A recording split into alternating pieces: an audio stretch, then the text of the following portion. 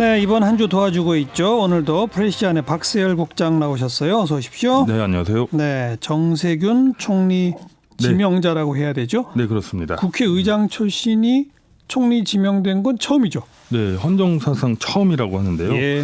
그래서 문재인 대통령이 직접 설명에 나선 것 같습니다. 문재인 대통령이 오늘 직접 기자회견을 자청해서 총리 지명을 밝히면서 입법부 수장을 지내신 분을 국무총리로 모시는데 주저함이 있었다. 예. 이렇게 솔직히 얘기를 했는데요. 예. 그러니까 그럼에도 불구하고 이 부분입니다. 주저했지만 네네네. 문 대통령이 설명한 것은 첫째, 경제 전문가다. 그리고 둘째, 풍부한 경륜과 정치력을 갖췄다. 셋째, 야당과 협치하며 국민 통합과 화합을 이끌 수 있는 능력이 있다. 이렇게 이유를 설명했습니다. 네, 야당과 협치라는 말을 구체적으로 썼군요. 네네. 국민 통합형 총리. 네, 그렇습니다. 이 국민 통합형, 이 경제 전문가 컨셉을 제일 앞에 내세웠어요. 예. 앞서 이 총리로 유력하게 검토했다가 접었던 김진표 총리 카드에서도 경제 전문가 이 부분이 언급됐었죠. 예, 국민 통합하고 함께 언급이 됐는데요. 네. 이 정부가 사실 경제 분야에서는 급진적이나 이 개혁적인 면모가 좀 많이 부족하다 이런 지적을 받습니다. 그럼에도 불구하고 야당이나 보수 언론에서는 사회주의 경제냐 이런 비판을 청와대가 굉장히 부담스러워했던 거 아닌가. 그래서 경제 전문가를 통합형 총리랑 약간 등치시키는 그런 분위기가 좀 있는 것 같습니다. 예. 그리고 통합, 그다음에 어떤 부분?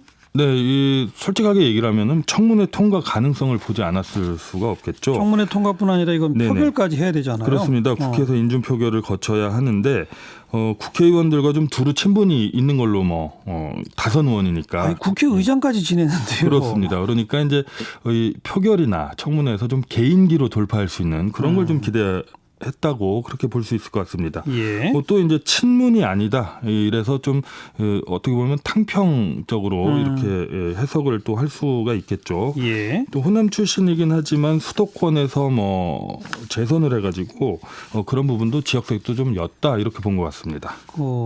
전북 지역구였었다가 서울 그렇습니다. 종로에 와서 또 두 번을 더 했죠. 네, 그렇습니다. 네. 예. 그리고 어쩔 수 없이 이건 내년 총선을 겨냥한 포석인 거죠. 네, 제가 이제 그 경제 전문가 이 부분을 문 대통령이 강조했다고 얘기를 했는데 경제 전문가라는 게 이제 좀 경제 정책에서는 사실 이제 문재인 정부가 소득주도 성장이라든지 복지를 좀 강화하고 이런 부분들에 있어서 이 보수 언론이나 보수 세력에게 좀 공격을 많이 당했고 또 중도 측에게 좀 매력을 잃었다 이렇게 보는 것 같아요. 예. 그래서 이걸 좀 만회하려는 그런 부분에서 좀 경제 분야에서는 우클릭 예. 즉 이제 중도층을 잡겠다 이런 포석이 있는 거 아닌가 이렇게 해석됩니다. 네. 앞으로 이제 거쳐야 할 산들이 아직도 많이 있죠. 네, 그렇습니다. 처음에 언급했듯이 대통령과 동등한 급의 입법부 수장 출신이 대통령 밑에서 내각을 통할하는 자리로 가는 게 맞느냐 이런 급논쟁이 당장 거세게 제기가 되고 있고요. 예. 정세균 지명자 본인이 그래서 직접 이 부분을 해명하는데 내정 직후 기자회견에서 상당 시간을 썼습니다.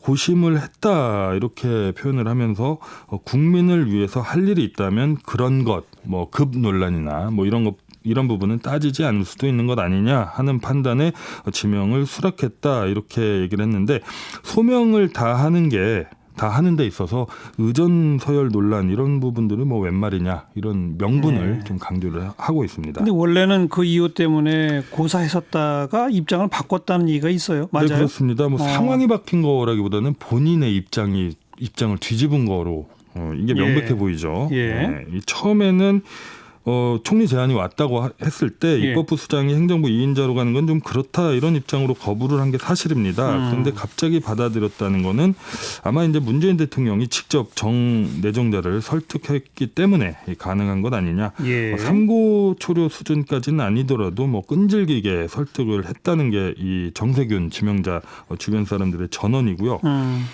사실 이제 급 논란은 과거에도 좀 있었죠. 추미애 법무부 장관 후보자도 당대표가 장관으로 가는 게 좀 맞지 않다 이런 얘기도 있고 과거에 보면은 단순 비교는 어렵지만 대법관 출신이 총리나 뭐 감사원장을 했던 사례도 분명히 있고요.